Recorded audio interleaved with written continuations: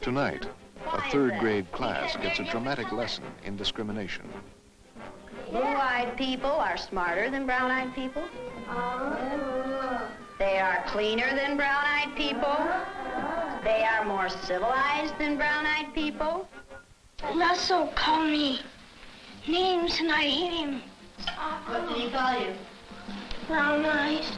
Tonight on Frontline, the story of one teacher, her lesson, and what happened to a class divided.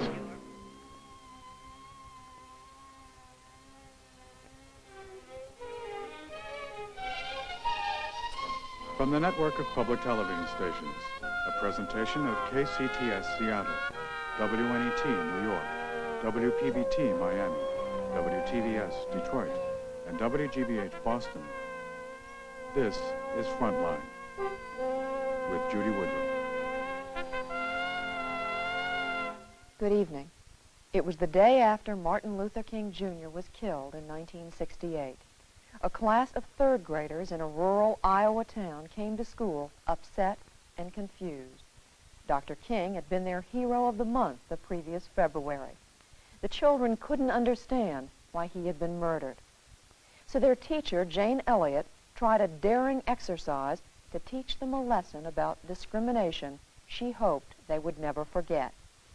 What those children learned and how it changed their lives is our story tonight. A Class Divided is produced and directed by William Peters, who first covered this story for ABC News in 1970. A few months ago, Peters returned to Riceville, Iowa, to a reunion of Jane Elliott's third graders to answer the question of whether, after 15 years, her students would still feel the sting of their first lesson in discrimination. Our reporter for Frontline is Charlie Cobb.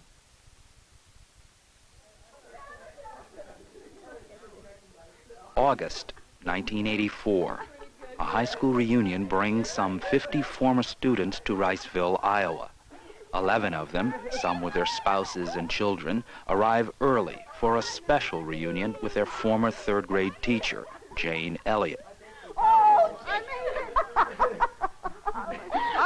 and this is my husband. To you. This is my husband, Tom. Tom, Brian. I don't have one.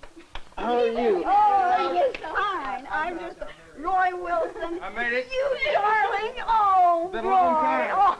Oh, Been here in I'm so 14 glad years. To see you. I didn't think I would. How are you doing? Fine. It's been a long time since I've seen you. Yeah, it has been. Where are your little ones? They're at home with Mom. It's coming down. And this is your husband. Oh, Yeah, that's Mr. Greg Brown. Greg Brown. Nice to meet you. 14 years earlier, when they were students in her third grade classroom, ABC News filmed a 2-day exercise for a documentary, The Eye of the Storm. Now, at their request, they will see that film again and relive the experience of her unique lesson in discrimination.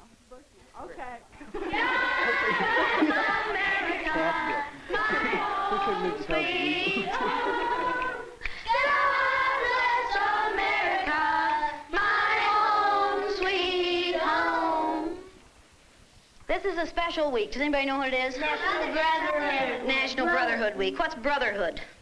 Be kind to your brothers. Be kind. Okay, be kind to your brothers. Like you would like to be treated. Treat everyone the way you would like to be treated. Treat everyone as though he was your brother. And is there anyone in this United States that we do not treat as our brothers? Yes. Who? Yeah. The black people. Who else? Indians. Absolutely, the Indians. And when many people see a black person or a yellow person or a red person, what do they think? Oh, look at that. Dumb people. They look at the dumb people. What else do they think sometimes? What kinds of things do they say about black people? Oh, call them niggers. In the city, many places in the United States, how are black people treated? How are Indians treated? How are people who are of a different color than we are treated? They're part of this world. They don't get anything in this world. Why is that? Because they're different colors. You think you know how that would feel to be judged by the color of your skin? Yeah. I don't. Do you think you do? No, I don't think you'd know how that felt unless you had been through it, would you? It might be interesting to judge people today by the color of their eyes. Would you like to try this? Yeah! Sounds like fun, doesn't it? Since I'm the teacher and I have blue eyes, I think maybe the blue-eyed people should be on top the first day. Up here? I mean, the blue-eyed people are the better people in this room. Oh, yes, they are. Blue-eyed people are smarter than brown-eyed people. My dad isn't that stupid. Is your dad brown-eyed? Yeah. One day you came to school and you told us that he kicked you. He did. Do you think a blue-eyed father would kick his son? Yeah. My dad's blue-eyed. He's never kicked me. Greg's dad is blue-eyed. He's never kicked him. Rex's dad is blue-eyed. He's never kicked him. This is a fact. Blue-eyed people are better than brown-eyed people. Are you brown-eyed or blue-eyed? Blue. Why are you shaking your head? I don't know. Are you sure that you're right? Why? What makes you so sure that you're right? I don't know. The blue-eyed people get 5 extra minutes of recess, while the brown-eyed people have to stay in. The brown-eyed people do not get to use the drinking fountain. You'll have to use the paper cups. You brown-eyed people are not to play with the blue-eyed people on the playground because you are not as good as blue-eyed people. Well, the brown-eyed people in this room today are going to wear collars so that we can tell from a distance what color your eyes are. On page 127. 127. Is everyone ready? Everyone but Laurie. Ready, Laurie? Brown-eyed. She's a brown-eyed. You'll begin to notice today that we spend a great deal of time waiting for brown-eyed people. The yardstick's gone. Well, okay. I don't see the yardstick. Do you? It's coming over there. Hey, mister, you better keep that on your desk so if the brown-eyed people get out of hand. Oh! You think if the brown-eyed people get out of hand, that would be the thing to use? Who goes first to lunch? Blue-eyed. The blue-eyed people. No brown-eyed people go back for seconds. Blue-eyed people may go back for seconds. Brown-eyed people do not. Brown-eyed. Don't you know? Oh, they're not smart. Is that the only reason? It'll take too much. It might take too much. Okay, quietly.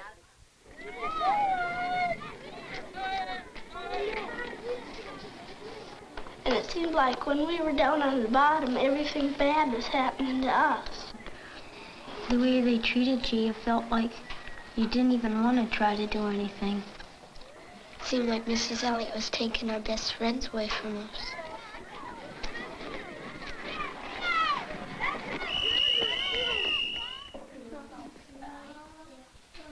What happened at recess? Were 2 of you boys fighting? Yeah. Russell and John. What happened, John? Russell called me names and I hit him in the gut. What did he call you? Brown eyes. Did you call him brown eyes? They always call us that. Greg and all of the boys call us that. They keep calling us brown eyes. They say, come here, brown eyes. And they were calling us blue eyes. I wasn't. Sandy and Donna were. Yeah. What's wrong with being called brown eyes? It means that we're stupider. Well, not that. But... Oh, that's just the same way as other people call black people niggers. Yeah. Is that the reason you hit him, John? Did it help? Did it stop him? Did it make you feel better inside? Make you feel better inside? Did it make you feel better to call him brown eyes? Why do you suppose you call him brown eyes? Right, because he has brown eyes. Is that the only reason? He didn't call him brown eyes yesterday, and he had brown eyes yesterday. Didn't he? Because we just started it. Ever since you put those blue things on there. To tease him. Kind of tease him. Oh, is this teasing? No. Well, he did it. Were you doing it for fun, to be funny, or were you doing it to be mean?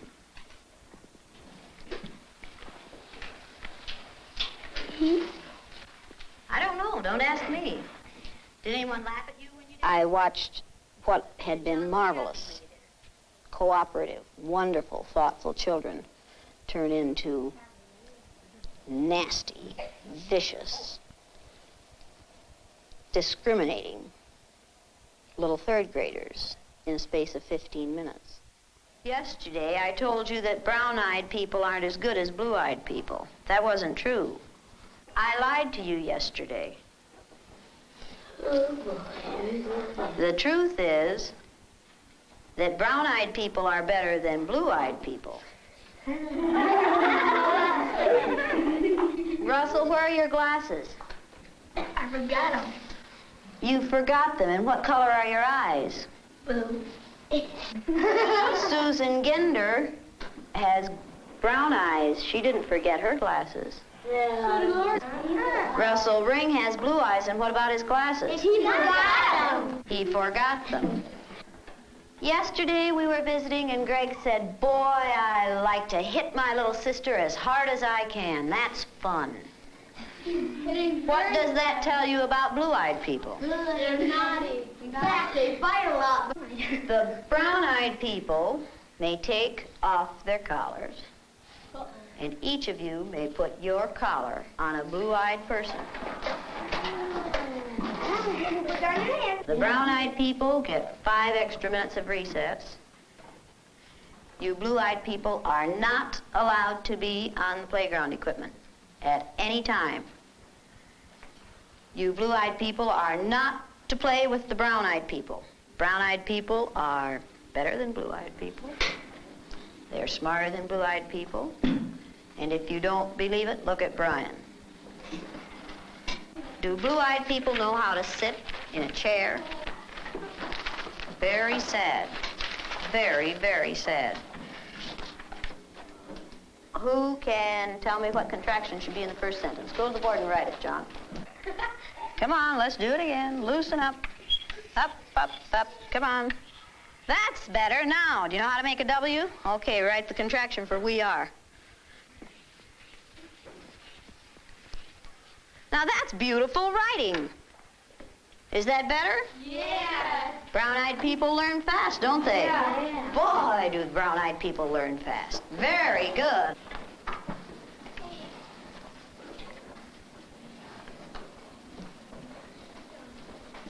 Greg, what did you do with that cup? Will you please go and get that cup and put your name on it and keep it at your desk? Blue-eyed people are wasteful.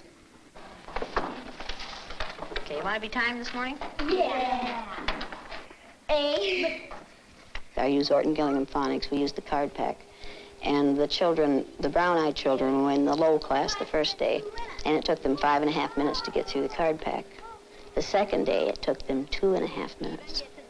The only thing that had changed was the fact that now they were superior people. I thought you were going to get them. You went faster than I ever had anyone go through the card pack. Why couldn't you get them yesterday? We had those collars on. You think the collars kept you? I just keep thinking about those collars. Oh. I kept getting rolling around. Oh, and you couldn't think as well with the collars on. 4 minutes and 18 seconds. I knew we weren't going to make it. How long did it take you yesterday? 3 minutes. 3 minutes. How long did it take you today? 4 minutes and 18 seconds. What happened? Went down. Why? What were you thinking of? This. I hate today. How do you do? I hate too. Because I'm blue-eyed. See, I am too. There's nothing, it's not funny, it's not fun, it's not pleasant. This is a filthy, nasty word called discrimination. We're treating people a certain way because they are different from the rest of us. Is that fair? No. Nothing fair about it. We didn't say this was going to be a fair day, did we? No. And it isn't. It's a horrid day. Okay, you ready? What did you people who are wearing blue collars now find out today? Oh, yes. I know what they felt like yesterday. I did too. How did they feel yesterday? Down. Like a dog on a leash. Yeah. It feels like you're chaining them up wherever you go. Into prison. Like you're chaining them up into prison. Like you're shutting up and you're throwing the key away. Should the color of some other person's eyes have anything to do with how you treat them? No. All right, then should the color of their skin? No. Should you judge people by the color of their skin? No. You're going to say that today and this week and probably all the time you're in this room. You'll say, no, Mrs. Elliott. No. Every time I ask that question. No. Then, No, Mrs. Elliott. when you see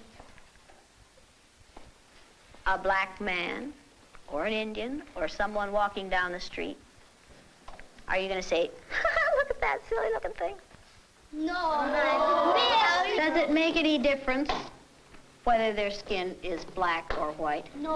Or yellow? No. Or red? No. Is that how you decide whether people are good or bad? No. Is that what makes people good or bad? No. Let's take these collars off.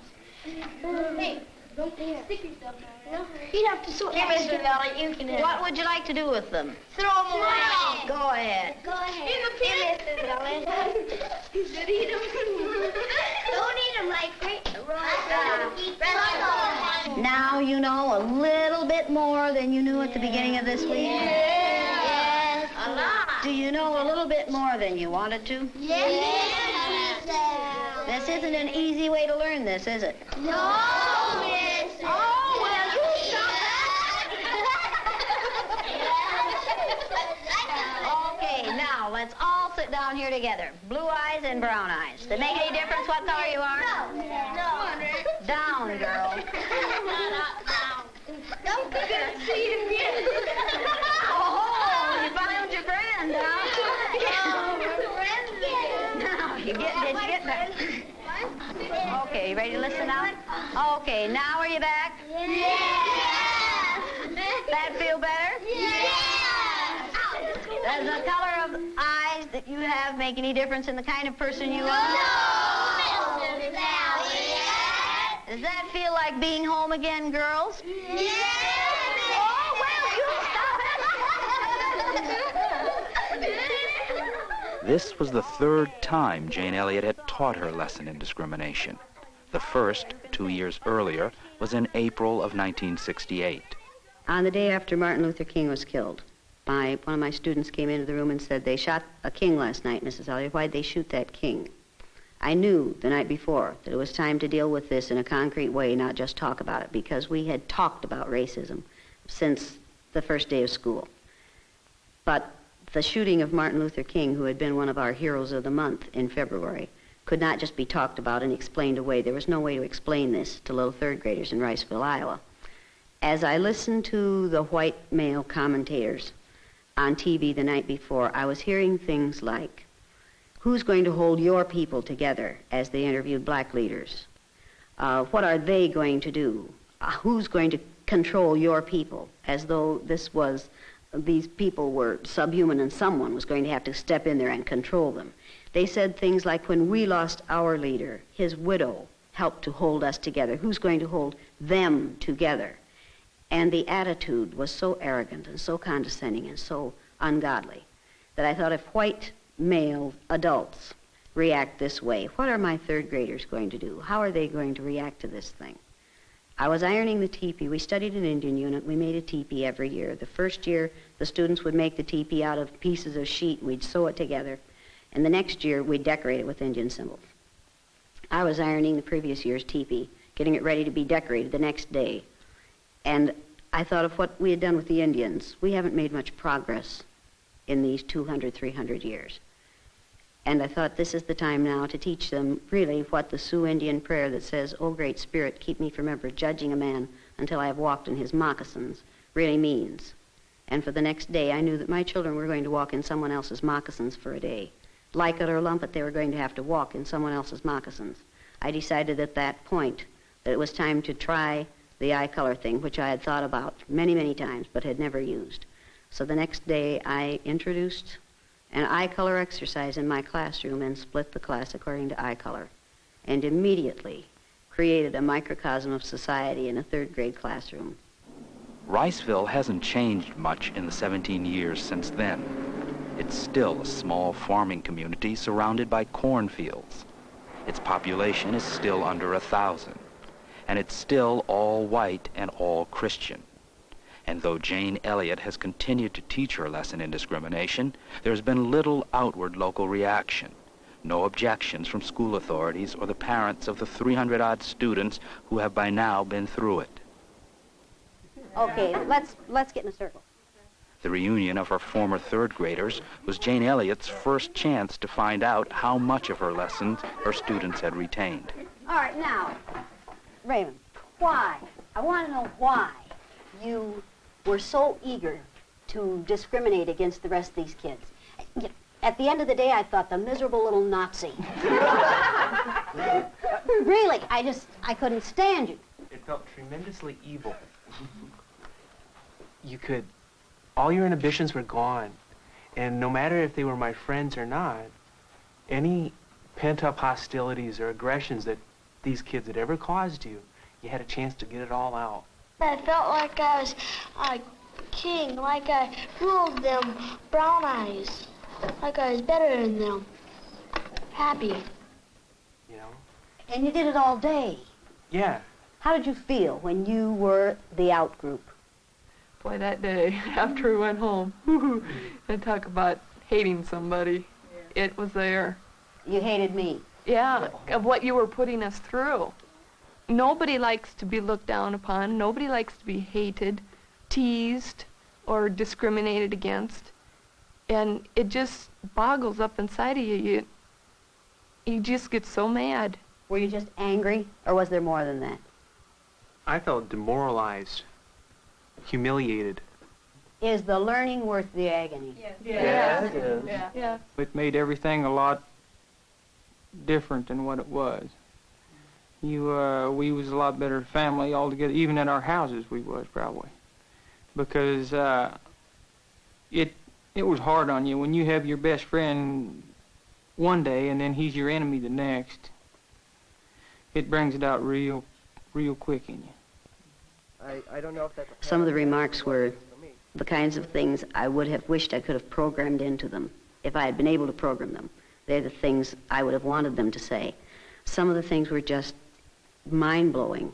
You know, you hear these people talking about, different people, how they're, they're different, and they'd like to have them out of the country. I wish they'd go back to Africa, and stuff. And sometimes I just wish I had that collar in my pocket. I could whip it out and put it on and say, wear this and put yourself in their place.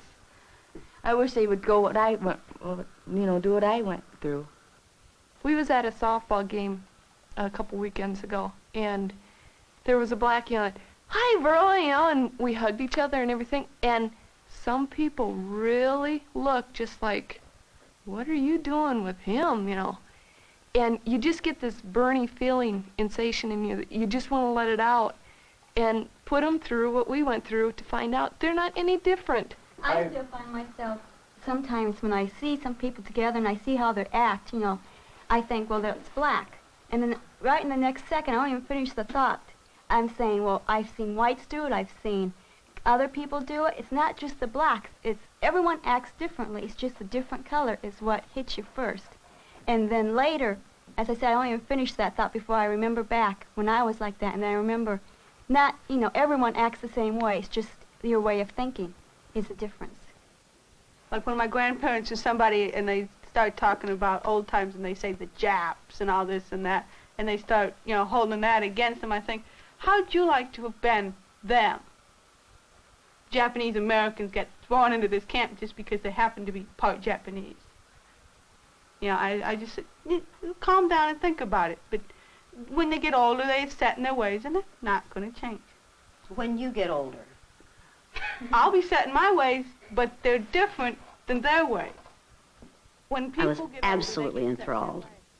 Sandy Dolman's statements that when my son comes home with the word nigger and the other things that he hears downtown, I say to him, listen, that isn't the way we judge people. You don't judge people by how they look. You judge them by what's on their inside, not their outside. I'm glad that she's teaching him not to hate, because even though he does hear this from the other people, if he goes home and he thinks, well, Mom and Dad like the black people, I'm going to like them too, so I don't think he's going to pick nothing bad up out of it. You chose your husband well. He chose me. You chose her well. Little kids will take and, you know, they'll listen to a lot of other people too, and so they're going to end up kind of confused over it. But you know, if right she keeps from wrong. on telling him, is he going to be the kind of person you kids are, or is he going to be the kind who judge people by the Well, he'll know somewhat right from wrong. He'll know You that know he that he likes won't. us, but he'll have the ideas. He won't be judging them by their color, but he won't know what we know fully, having been through it. He won't learn the color from the prejudice from us. Collar. He won't learn prejudice first-handed. Yeah. He'll He just- won't learn to be prejudiced from us. I mean, they won't learn to discriminate between people from us. He might hear it from others, but never from us. Okay, what's it like to be married to somebody like that? When I was going to marry Sheila, I knew for my future that I was going into the military. At first, I thought, is she going to be able to handle being with all the different nationalities? And then I read the book, A Class Divided. The Class Divided, before we got married and before I joined the Army. And I said, hey, she's not going to have any problems. Should every child have the exercise, or should every teacher? Everybody, not just... I think every school ought to implement something like this program in their early stages of education. If Jane Elliott's lesson in discrimination changed the way these young people feel about discrimination and racism, it also had a totally unexpected result. The second year I did this exercise, I gave little spelling tests, math tests, reading tests 2 weeks before the exercise, each day of the exercise and 2 weeks later. And almost without exception, the students' scores go up on the day they're on the top, down on the day they're on the bottom, and then maintain a higher level for the rest of the year after they've been through the exercise. We sent some of those tests to Stanford University, to the psychology department, and they did a sort of an informal review of them, and they said that what's happening here is kids' academic ability is being changed in a 24-hour period, and that isn't possible, but it's happening. Something very strange is happening to these children because suddenly they're finding out how really great they are, and they are responding to what they know now they are able to do. And it has happened consistently with third graders. The film made of Jane Elliott's third graders in 1970 has been widely used with students and teachers, and by government, business, and labor organizations concerned about human relations. Perhaps the most unusual use of it is here at Greenhaven Correctional Facility, a maximum security prison in Stormville, New York.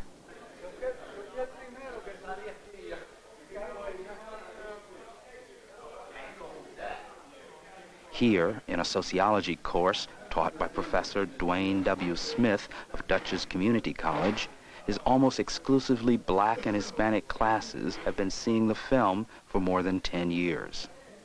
What I'd like to do is introduce the subject of prejudice and discrimination through this film, called The Eye of the Storm. Blue-eyed people are smarter than brown-eyed people. They are cleaner than brown-eyed people. They are more civilized than brown-eyed people. Sandra and her brown-eyed friends didn't like that day, but Raymond did. I felt like I was like king, like a... Do you think the children by this process, really learned the meaning of discrimination. Most of the children, before the film started, they had played and lived together in harmony. And a certain action of coming from the teacher and seeing the teacher as an authoritarian figure and someone to respect, they accepted the views that was being given to them. But I think at the end of the lesson, they could clearly see that prejudices and other forms of discrimination are things that people build within their minds, that they're not actual physical barriers that say, yo, you can't cross the street. The one kid I could really agree with was at recess. He was a brown-eyed kid. He had this inner turmoil against this feeling of being divided or prejudiced against, where he would hit another kid that he's known for so many years in the gut. Whether he also stated that it didn't help any. So that automatically should be a lesson to every adult in the world. Violence doesn't help any. And, you know, this is a film that I hope that my children get to see. Unlike New York, Iowa is 98% white Anglo-Saxon. Yet even here, minority groups account for more than 20% of the prison population. To make sure its prison system employees are sensitive to the concerns of this large minority, the Iowa Department of Corrections last fall hired Jane Elliott to give her lesson to some of them. The group, which included prison guards and parole officers, was told only that it would be attending a day-long workshop. David Stokesbury. Most of our training you go to, people give you information and you learn that way. Blue eye? When I first came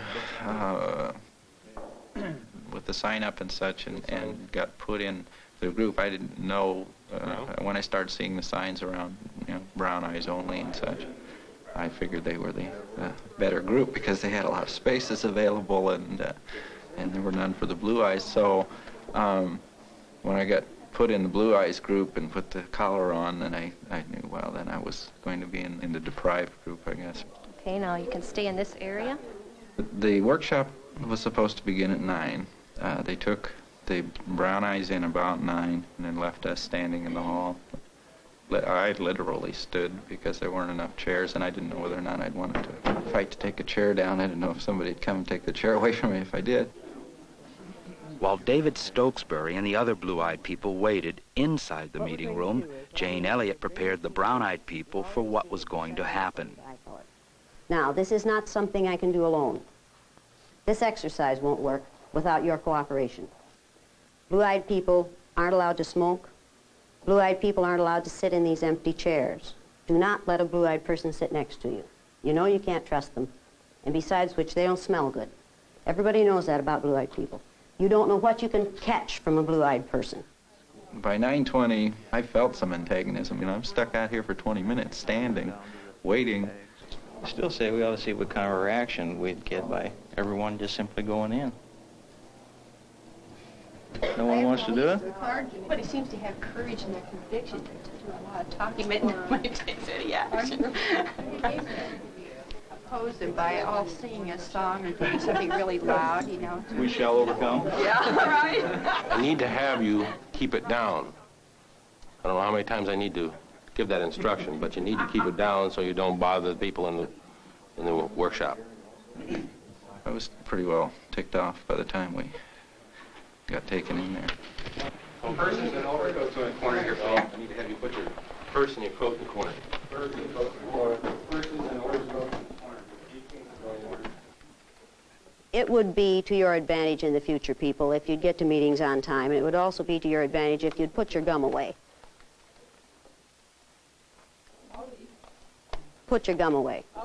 You want to get paid for today? Well, then stay, but put your gum away. I don't have a purse, so I don't have a place to put my gum. I'm sure that you are inventive enough to find a place for the gum. Now, I'd like for you to notice where she put her gum. You have this problem with blue-eyed people. You give them something decent and they just wreck it. You'll also notice that blue-eyed people spend a lot of time playing, look at me, see how cute I am. I can be funny, I can make a joke of this. This is amusing, I'm amused by this. Another thing that is obvious about blue-eyed people is that they're poor listeners. The first thing you have to do when you get when you're teaching in a segregated situation, when you're working in a segregated situation, is teach the listening skills. The listening skills are, number one, good listeners have quiet hands, feet, and mouths. Everyone needs to write these down. I'd like for you to look at the man in the back, in the black jacket. The game we're playing is playing it cool. This is a favorite blue-eyed game, playing it cool. Nobody can bother me, man. I can handle this. I don't have to do this. I'm going to ignore this whole thing. Number two, good listeners keep their eyes on the person who is speaking. I take it you don't have a pencil. Nor you? No. Perhaps you could borrow one from one of your neighbors. Sir, I realize that you feel that you don't need to write it down, but whether or not you write it down, perhaps you could remember it. Good listeners have quiet hands, feet, and mouths. Do you know what that means? I'm not sure. I believe that. Do you want me to explain it to you? That's okay. I'll get a pencil and write this down directly. Look, blue-eyed people, many of you have pencils. Will one of you please lend him a pencil, or don't you trust him? Which I can understand. From the last 10 minutes, what have you observed about blue-eyed people? Blue-eyed people are very stubborn, very self-centered, and wish to control as much of their surrounding as possible, people-wise, I mean. Very inconsiderate people. I don't even know why you have them here in the first place. We have them here because we are required to have them here. We have to. This is one of the things you have to put up with. Number three, good listeners listen from the beginning to the very end.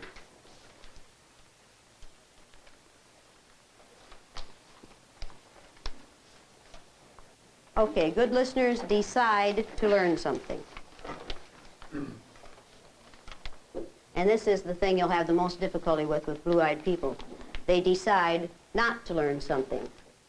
Some of you have had trouble with blue-eyed people in your home environments. Some of you have had trouble with blue-eyed people in your workplace. Does anybody have an example of that they'd like to talk about? Anyone? I have two nephews, one's blue-eyed and one's brown-eyed. And the blue-eyed one, like, he never cleans his room and he's real lazy. And the brown, you know, he doesn't seem to have a lot of energy, the blue-eyed one. But the brown-eyed one, he's real outgoing and he plays in sports and that. He's pretty good at it. And he just seems like a better kid. So if I have kids, I hope they have brown eyes. Are you married? No. Then it's a good thing you don't have kids, isn't it? Right. When you will know what to do when you choose a mate. Right. Would you like to read that first listening skill to me? I haven't got it on my paper yet. Oh, why is that? I haven't borrowed the pencil to write it down as yet. Do you think it's unnecessary? At this particular point, yes, I do. Why? Well, I have it in my head for the most part. There's a lot of space up there for it, isn't there, friend? Do you suppose you could tell me what it is? It had something to do with keeping your hands and feet still. Has something to do with that. I find it interesting that you're amused by our having to stand here and wait for this man to do something that everybody else has already done.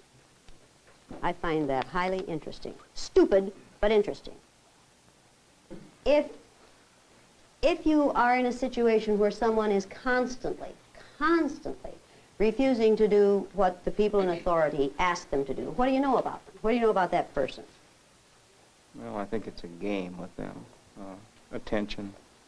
Has it gained anything for this gentleman?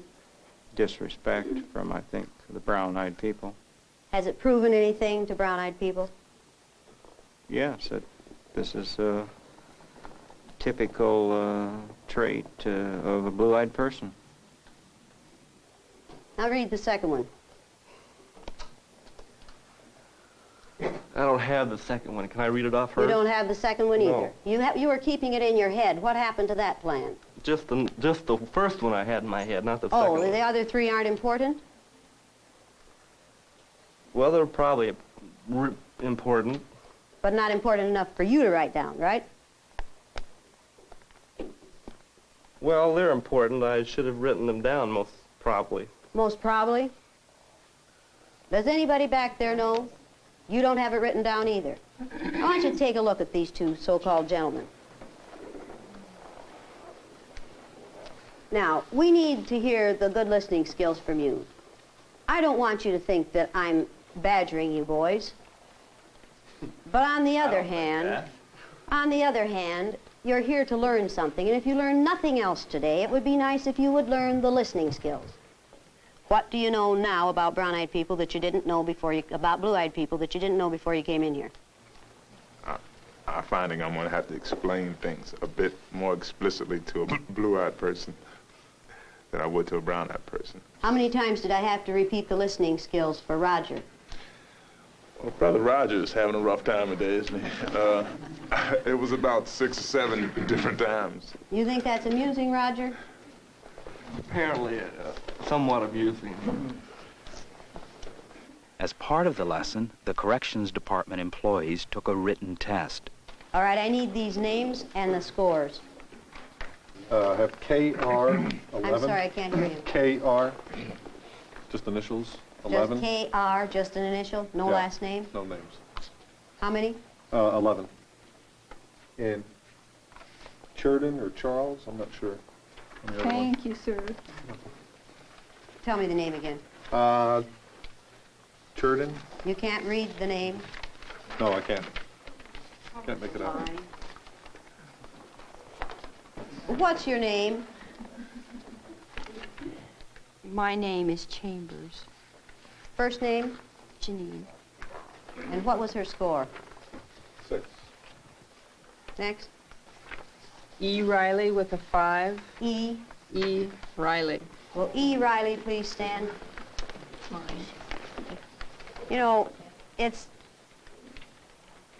what you do to the image of blues with your behavior is unfortunate.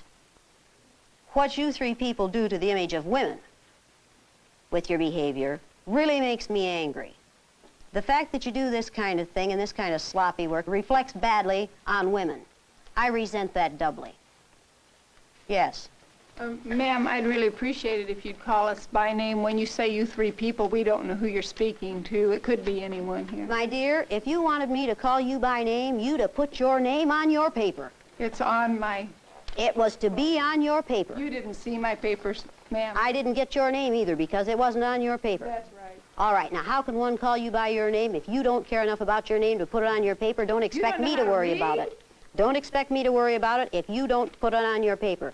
Don't sit here and say my name is important to me after you have just deliberately not put it on your paper. You're being totally unrealistic. Important to me. I remember saying I like to know who you're speaking to you when you say you three. Then what should you do? Ask you to use my name, which I did. And where should your name have been? Right where it is. On your paper? And on my birth certificate. Is it on your paper? No, ma'am. Where'd you get a birth certificate? Same place you got. Out of a slot machine, same as you did, lady. I think you're probably right about your own. At least I know who my parents are, ma'am. Is she being rude? Yes. She being inconsiderate? Very. She being uncooperative? Very. She being insultive? Yes. Are all those the things that we've accused blue-eyed people of being? Yes. Is she proving that we're right? Yes.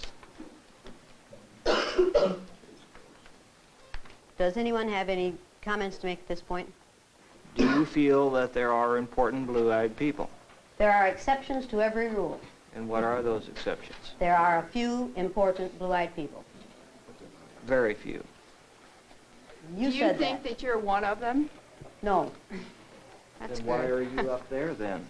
I'm blue-eyed. The difference between you and me is I have a brown-eyed husband and brown-eyed offspring, and I've learned how to behave in a brown-eyed society. And when you can act brown enough, then you too can be where I am. I wouldn't want to be where you are. Are you certain? Absolutely positive. You like where you are? I love where I am. You like it so much that you don't even identify yourself on your papers. I don't need to, lady. Her using the term lady, where I'm concerned, what do you think she's trying to do? Is it ignorance or is it deliberately insulting? I would say it was deliberately insulting. If it's ignorance, she needs to be taught that to many of us, the word lady is a pejorative. I don't appreciate it. It is, it's a put down, and it's used to keep women in their place. Correct name. I'm sorry. I will call you by a correct name after this. I won't be kind. That was kindness on your part? Yes.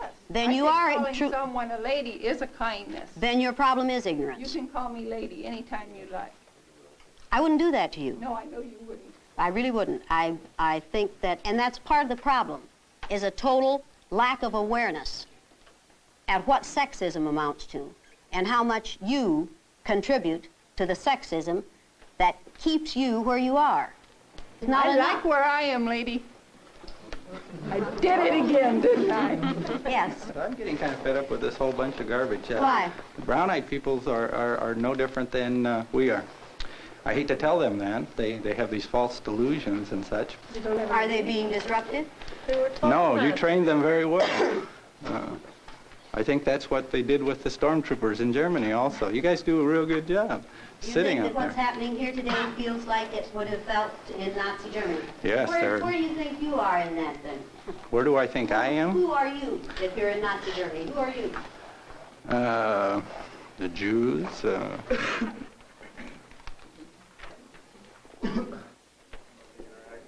After a break for lunch, Jane Elliott helped the Corrections Department employees analyze what had happened. Did you learn anything this morning? I think I learned from the experience of feeling like I was in a glass cage and I was powerless. There was a sense of hopelessness. I was angry. I wanted to speak up, and yet at times I knew if I spoke up, I'd be back in a powerless situation. I'd be attacked. A sense of hopelessness. Had you Depression. Had you experienced that before? I realized this morning that there were very few times in my life that I've ever been discriminated against. Very few. And you were this uncomfortable in an hour and a half. I was amazed at how uncomfortable I was in the first 15 minutes. Can you empathize at all then with blacks, minority group members in this country? I'm hoping better than before. If we tried to argue with you, you would use just the mere argument as reason for us being lesser than the brown-eyed folks. You know, you couldn't win. Yeah, don't we do that every day? I think some do, yeah. But I would hope that I'd never get so unreasonable.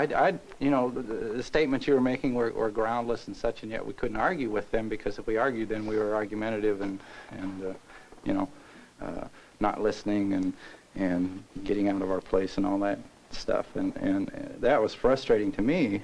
And then frustrating to me was the other little green tags who were sitting on their hands. My group here was, I didn't think boisterous enough in our opposition to the whole thing. Why didn't you people support one another? Why didn't the blue-eyed people on this side just sat there? And let's face it, you covered your asses, right? Why did you just sit there? Well, I think that's symptomatic of the problem as a whole. We see that, you know, in society in general. We see a few people who are making a lot of noise, and the rest of the people sitting back waiting to see what they're going to do. Okay, as long as I was picking on him, I was leaving you alone, right? Right. I'd say a lot of people accept that. They have a few people do their fighting for them, and they stand back, and if this person's going to win, then they'll get on this side.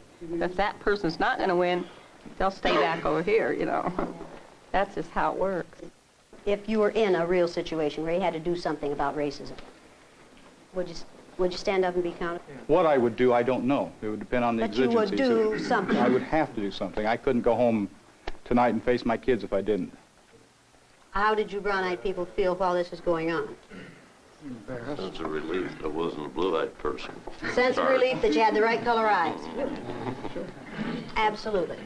I really understood, at least I felt that I understood, what it was like to be in the minority. Why were you angry? First of all, because it was unreasonable. Secondly, because I felt discriminated against. Thirdly, I think that all of us, everyone in this room, has dealt with discrimination on both sides.